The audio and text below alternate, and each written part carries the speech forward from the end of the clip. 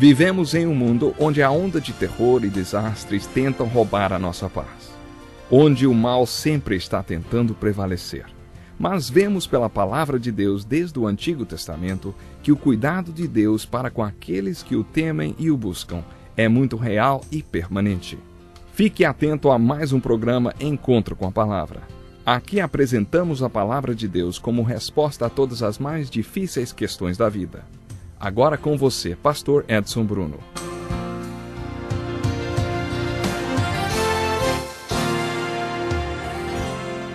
Seja bem-vindo para mais um programa Encontro com a Palavra. Depois de termos estudado o Velho Testamento, estamos no Novo Testamento estudando os 4 Evangelhos, e mais especificamente o Evangelho de João. Preste atenção na leitura do 2º capítulo. No 3º dia, houve um casamento em Caná da Galileia. A mãe de Jesus estava ali. Jesus e seus discípulos também haviam sido convidados para o casamento. Tendo acabado o vinho, a mãe de Jesus lhe disse: "Eles não têm mais vinho." Respondeu Jesus: "Que temos nós em comum, mulher? A minha hora ainda não chegou." Sua mãe disse aos serviçais: "Façam tudo o que ele lhes mandar." Ali perto havia 6 potes de pedra, do tipo usado pelos judeus para as purificações cerimoniais. Em cada pote cabiam entre 80 e 120 litros. Disse Jesus aos serviçais: "Encham os potes com água." E eles encheram até a borda. Então Jesus lhes disse: "Agora levem um pouco ao encarregado da festa." Eles assim fizeram, e o encarregado da festa provou a água que fora transformada em vinho, sem saber de onde este viera, embora o soubessem os serviçais que haviam tirado a água. Então chamou o noivo e disse: "Todos servem primeiro o melhor vinho e depois que os convidados já beberam bastante, o vinho inferior é servido. Mas você guardou o melhor até agora." Este sinal miraculoso em Caná da Galileia foi o primeiro que Jesus realizou.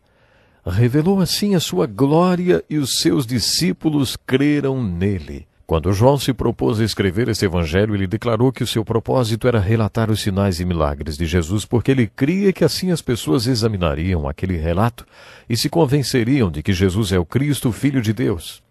Sua intenção ao escrever era que todos crescem e assim recebessem a vida eterna. É interessante notar que o primeiro milagre relatado é a transformação de água em vinho que Jesus fez numa festa de casamento depois que o vinho acabou. Eu não sei quanto a você, mas fui criado numa igreja muito legalista, onde ensinavam sobre os 7 pecados capitais. Um desses pecados era tomar bebida alcoólica. Por isso, para mim, era difícil entender que o primeiro milagre de Jesus fosse providenciar mais vinho para uma festa não ficar sem vinho. E as Escrituras ainda dizem que esse milagre revelou a sua glória e os seus discípulos creram nele. Graças a Deus, hoje tenho uma compreensão muito melhor das coisas. Muitas das regras legalistas sob as quais vivemos não passam de padrões regionais de santidade. Existem muitos livros de regras por aí, e cada um possui um conjunto específico de regras e tabus. Conheço um pastor que teve várias oportunidades para viajar para outros países, e a coisa pode ficar ainda mais confusa quando visitamos uma cultura diferente da nossa. Ele passou uma semana na Grécia com um tipo de apóstolo Paulo dos nossos dias, um advogado grego que pastoreia a igreja evangélica livre daquele país. Esse pastor tem uma igreja muito grande em Atenas e outras 75 igrejas espalhadas em toda a Grécia. Esse pastor, meu amigo, teve o privilégio de pregar na igreja de Atenas, em algumas igrejas filiais em Tessalônica, Coríntios e em mais alguns outros lugares mencionados na Bíblia. O pastor grego pregava muito bem. Se ele entrasse num restaurante lotado, acabava pregando para todo mundo lá dentro e levando muitas pessoas a chorar. O pastor, meu amigo, não entendia sobre o que ele pregava porque ele era grego e ele pregava em grego, mas sabia que era o Evangelho. E as pessoas se convertiam enquanto ele pregava. Mas ele bebia meia garrafa de vinho cada vez que entrava num desses restaurantes. Finalmente, no fim de semana, o pastor grego perguntou ao meu amigo: "Escuta, você se sente incomodado com as taças de vinho que eu bebo?" E o meu amigo respondeu: "Não, Thanos." O nome dele era Thanos. "Não, Thanos, lembra que até Paulo receitou um pouco de vinho para Timóteo?" Aí ele disse: Paulo, pois é, Paulo disse isso a Timóteo, porque Timóteo estava doente. Se Timóteo estivesse bem, Paulo diria: tome muito vinho, Timóteo. Mas como ele estava doente, Paulo disse: tome um pouquinho só. Bom, o fato dele beber muitas taças de vinho não significa que ele não era um homem de Deus. Mas era um pouco estranho para meu amigo, porque esse meu amigo não conhecia muito além daquilo em que tinha sido criado. Na verdade, eu também não tomo vinho e não tomo nada de bebida alcoólica. Acredito que não faz bem para mim e não faz bem para muita gente também. Se muita gente parasse de beber, eu acredito que teríamos um mundo muito melhor. Portanto, a minha opinião pessoal seria: não vale a pena beber, porque há muitas experiências tristes com pessoas que começam a beber um pouquinho e acabam bebendo muito. Então, na verdade, para mim, essa história de bebida alcoólica realmente ela não faz bem para mim, não faz bem para ninguém. Eu, particularmente, diria não à bebida alcoólica. Sempre disse e sempre vou dizer não à bebida alcoólica. Ela não faz bem de verdade. Mas agora que estamos estudando o 2º capítulo de João, supere toda a sua santidade regional. Examine esse primeiro sinal de Jesus. O que João estava tentando nos mostrar? Vamos avançar para o 2º nível, o nível de significado mais profundo deste evangelho. Na Bíblia, o vinho é símbolo de alegria. Creio que, além de falar sobre o milagre em si, encontramos uma bela alegoria neste relato. Antes de mais nada, este relato mostra de forma alegórica o que acontece quando as pessoas respondem ao chamado de Jesus. Elas nascem de novo, nascem do Espírito. É isso que representa a transformação da água em vinho, o novo nascimento. Quando Maria chegou para Jesus e disse: eles não têm mais vinho, foi como se ela tivesse dito: eles não têm mais alegria. Um pouco de conhecimento sobre a história do povo de Deus nesse período leva a concluir que eles realmente não tinham alegria nenhuma. Poderíamos também dizer que o primeiro passo para nascer de novo é confessar que ainda não nasceu de novo. Ouça o relato bíblico de alguém que nasceu de novo.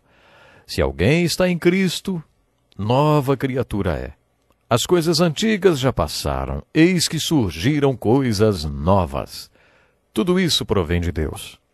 Quando você considera o fruto do Espírito, a vida abundante que surge dentro de alguém que nasceu de novo, você acaba concluindo: não é assim comigo. É como se você estivesse dizendo: não tenho mais vinho, não tenho vinho. Isto ilustra o primeiro passo que você deve tomar para nascer de novo. O segundo passo do novo nascimento está ilustrado nas palavras de Jesus para os serviçais. Encham os potes com água.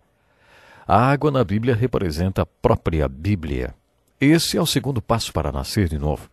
Encha-se com a palavra. A Bíblia frequentemente funciona como um veículo de Deus para o novo nascimento. No capítulo 1 de sua primeira carta, Pedro afirma que o novo nascimento é como um nascimento natural. No nascimento natural, temos primeiro a semente, depois um ovo, a concepção, o desenvolvimento da vida e, por fim, a crise do nascimento.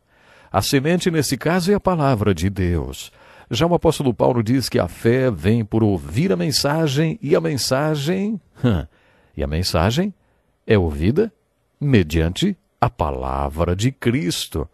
E é para isso que existe o encontro com a palavra, para que muitas pessoas ouçam e creiam.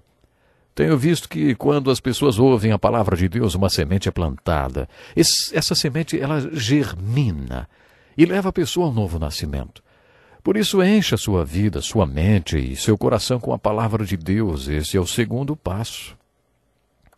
O terceiro passo para esse nascimento alegórico acontece enquanto você enche o seu vaso com água, com a palavra de Deus. Façam tudo o que Ele lhes mandar. O que dá vida à palavra dentro de nós não é o simples fato de ouvi-la, mas sim obedecê-la. Quando você pratica a palavra de Deus, ela produz fruto na sua vida. Foi o que aprendemos com a parábola do semeador. Por isso, quando você estiver se enchendo com a palavra de Deus e ouvir sua voz dizendo, faça, então você deve obedecer. O quarto passo nesse nascimento alegórico acontece quando a água é transformada em vinho e o vinho é servido. Mas alguma vez você já se perguntou quando foi que a água transformou-se em vinho? Acho que foi quando os serviçais tiveram fé para servir a água. e depois eles foram ver que ela já estava transformada em vinho. Mas eles tiveram fé para servir a água, porque eles sabiam que o que eles tinham colocado dentro dos potes era água. Isso nos sugere que, quando experimentamos o novo nascimento, devemos perceber uma diferença no nosso relacionamento com as outras pessoas, porque ele vai mudar drasticamente a maneira como você interage com o seu cônjuge, com seus filhos, com seus colegas. Depois que você nasceu de novo, pode haver momentos em que ache que terá que renascer outra vez, e mais uma vez. Se você se encontrar nessa situação, saiba que você precisa de uma renovação, de um reavivamento. A história do milagre de transformação de água em vinho também pode representar uma alegoria do reavivamento. E para que você perceba e receba esse reavivamento, você deve tomar alguns passos. Primeiro, confesse que o seu vinho acabou. Confesse que acabou a sua alegria. Em segundo lugar, encha seu vaso com a palavra de Deus, vá para algum lugar, isole-se um pouco e encha sua mente e seu coração com a palavra de Deus. É bem provável que você ouça a voz de Deus dizendo, faça isso ou não faça aquilo. E a terceira coisa a fazer é obedecer à voz de Deus, e aí você experimentará um reavivamento em sua vida. Em quarto lugar, você deve pedir a Deus que use esse reavivamento como uma bênção para todos aqueles que participam da sua vida. Depois de tomar essas 4 atitudes, você verá que sua vida em Cristo terá sido renovada e que Deus fez de algo bem comum e simples, algo extraordinário. Ele sempre faz isso, transforma a água em vinho. O resultado imediato deste milagre de Jesus em Caná da Galileia foi que os discípulos pela primeira vez creram nele. Ainda no capítulo 2 encontramos mais uma ilustração de fé. Enquanto Jesus estava em Jerusalém na festa da Páscoa, muitos viram os sinais miraculosos que ele estava realizando e creram no seu nome. Observe a continuação do texto. Temos uma lição de fé aqui. Mas Jesus não se confiava a eles, pois conhecia todos. Não precisava que ninguém lhe desse testemunho a respeito do homem, pois ele bem sabia o que havia no homem. Existe fé e fé. Aquelas pessoas creram porque viram os milagres. Quem não acreditaria vendo tantos milagres? Mas será que isso é mesmo fé? De acordo com o final do capítulo 2 de João, fé é um caminho de 2 mãos. Fé é assumir um compromisso com Cristo e Cristo com você. Bom, pena que eu preciso terminar, mas no próximo programa nós vamos continuar. Então esteja comigo para o próximo encontro com a palavra.